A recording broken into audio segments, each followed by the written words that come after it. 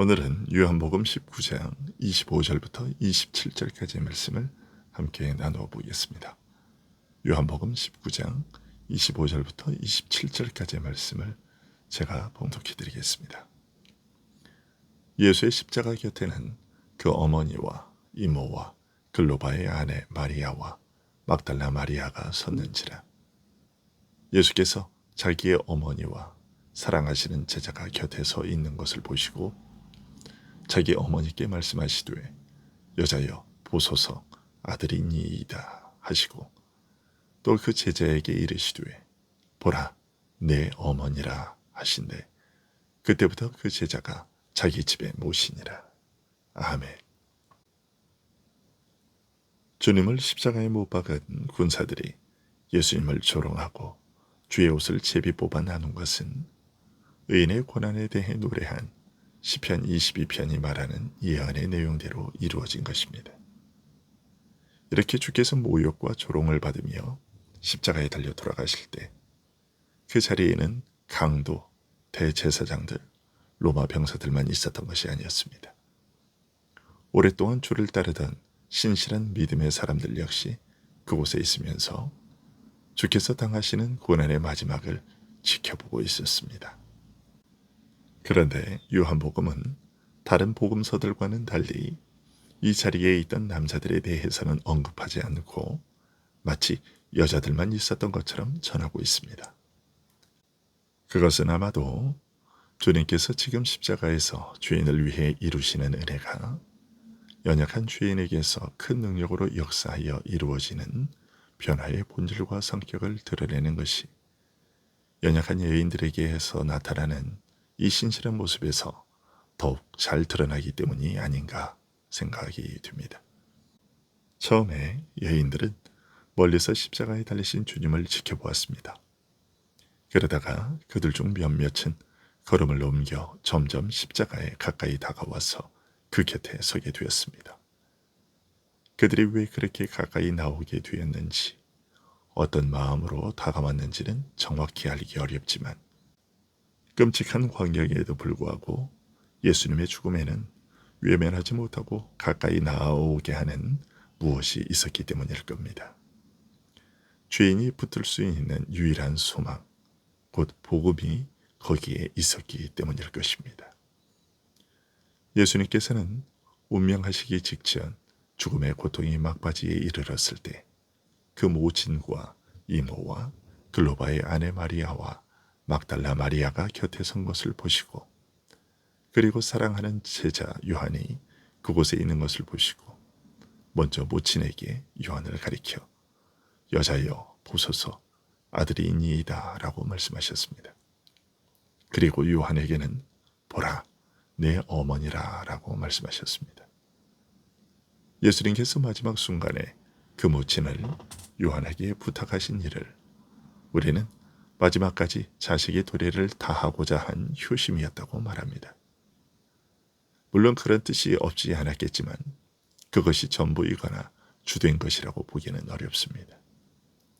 만일 그것이 주된 목적이었다면 주님께서는 부활하신 후에 그의 육신의 동생들에게 그 모친을 모시도록 부탁하셨을 것이기 때문입니다.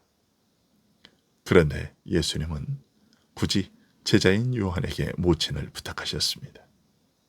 그렇다면 그것은 그 이상의 뜻을 담아 말씀하신 것이라 여길 수밖에 없습니다.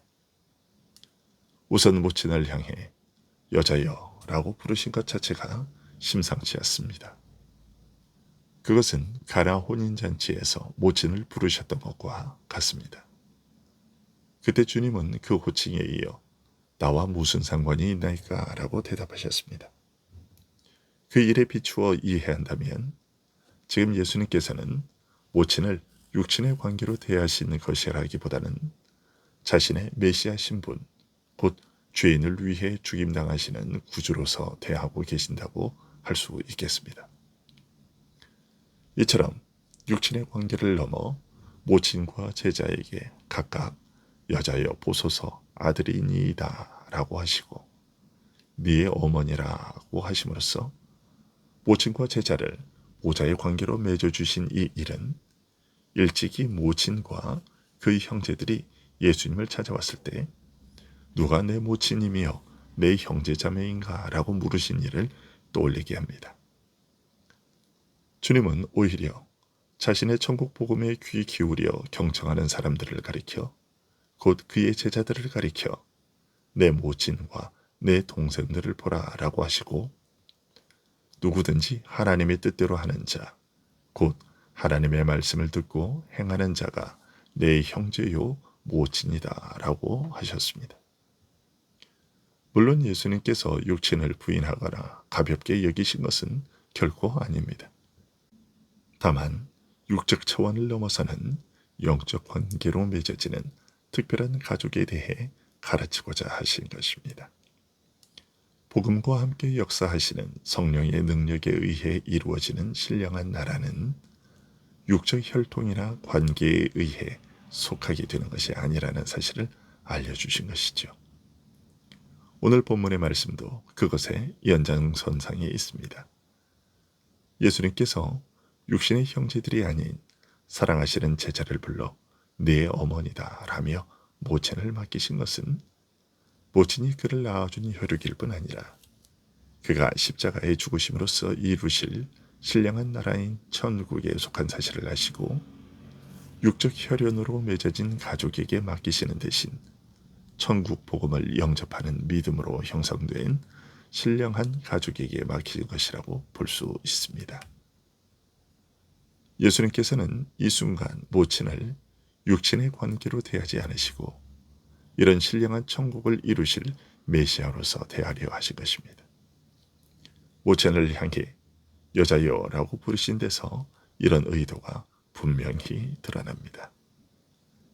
육적으로 모친인 사실을 부인하거나 가볍게 여기신 것이 아니라 오히려 육신의 모친에 대한 효심과 사랑이 신령한 나라와 가족 관계에 의해 더욱 깊어지고 육적 차원을 넘어 높이 승화되고 있음을 잘 보여주고 있는 것이지요. 그리스도 안에서 육신의 가족보다 더 없이 귀중한 신령한 가족을 얻게 하신 이 일은 예수님께서 모든 것을 버리고 그를 따르는 제자들을 향해 또 내 이름을 위하여 집이나 형제나 자매나 부모나 자식이나 전토를 벌인 자마다 여러 배를 받으리라 라고 하신 말씀의 뜻이 무엇인지 보여주는 신뢰라고 할 수 있습니다. 주님을 위해 잃어버린 것보다 여러 배나 많은 것, 곧 한없이 더 귀중한 것으로 받을 것이라 하신 뜻이 무엇인지 구체적으로 보여주고 있는 것입니다. 그 외에도 또 이런 뜻이 있는 것으로 보입니다. 하나님의 아들께서 사람이 되셔서 사람 가운데 거하시는 기이한 구원을 이루는 일에 쓰임받으면서 모친이 겪어야 했던 고통에 대해 애틋하게 느끼신 마음에서 하신 말씀이기도 하기 때문입니다. 아기 예수를 안고 결례를 행하기 위해 성전에 나온 마리아를 보고 시므온은 장차 십자가에서 처형당하는 아들을 지켜볼 마리아가 겪을 고통과 슬픔에 대해 말했었습니다. 보라, 이는 이스라엘 중 많은 사람을 패하거나 흥하게 하며 비방을 받는 표적이 되기 위하여 세움을 받았고 또 칼이 네 마음을 찌르듯 하리니. 지금 마리아의 눈앞에서 벌어지고 있는 일들은 바로 그 예언이 이루어지고 있는 것입니다. 칼이 내 마음을 찌르듯 하리라 하고 시므온이 예언한 바로 그 고통과 슬픔을 겪고 있는 여인을 긍휼히 여기시고 여자여라고 부르신 것입니다. 모친 마리아는 아들로 말미암아 숱한 고통을 겪어왔습니다. 십자가에 달려 살이 찢기고 피가 흘러나오는 아들의 처참한 죽음을 보는 것보다 큰 고통은 아니었겠지만 그동안 마리아가 겪어왔던 고통도 만만치 않은 것들이었습니다. 여러 해 동안 아들이 유대인 지도층으로부터 받아온 오해와 미움과 증오와 핍박을 봐왔던 것입니다. 처녀로서 아이를 잉태한 일로 말미암아 겪게 될 오해와 모욕과 비방과 위험, 내 몸으로 낳은 아들이지만 간간히 자신이 하나님의 아들임을 드러내시는 예수님. 그에 관한 말과 일들은 다른 사람과 함께 나눌 수 있는 일들이 아니었습니다. 그 모든 것들을 홀로 마음에 숨기고 간직하며 안타까움과 두려움과 염려와 걱정으로 보낸 한평생이었습니다. 천사 가브리엘로부터 들은 말, 목동이 전해준 천사의 말을 누구에게 할 수 있었겠으며 그로 인한 염려와 근심과 불안과 고통, 그 성취에 대한 믿음과 기대와 소망과 기다림을 누구와 함께 나눌 수 있었겠습니까? 이런 고통과 슬픔, 그리고 믿음과 소망과 기쁨은 오직 교회와 성도들과만 함께 공유할 수 있는 것이기에 그들에게서만 이해되고 받아들여지고 위로받을 수 있는 것이기에 예수님께서는 믿음으로 맺어진 신령한 가족에게 모친 마리아를 맡기신 것입니다. 멀리서 바라보다가 어느새 십자가 곁에 다가선 여인들 중에는 혈연으로 맺어진 이들과 함께 글로바의 마리아나 7 귀신 들렸다 낫게 된 막달라 마리아와 같은 이들도 있었던 것입니다. 이들은 하나님의 말씀이 그 안에서 역사하여 하나로 묶여진 신령한 가족들이었습니다. 바로 그들이 곁에 서서 바라보고 있는 예수님의 죽음이 그들을 신령한 모친과 형제로 묶는 근거와 바탕이 되었습니다. 그것은 오늘도 마찬가지입니다. 예수님의 죽음이 오늘 우리들을 신령한 모친과 형제로 묶는 근거와 바탕이 되는 것입니다.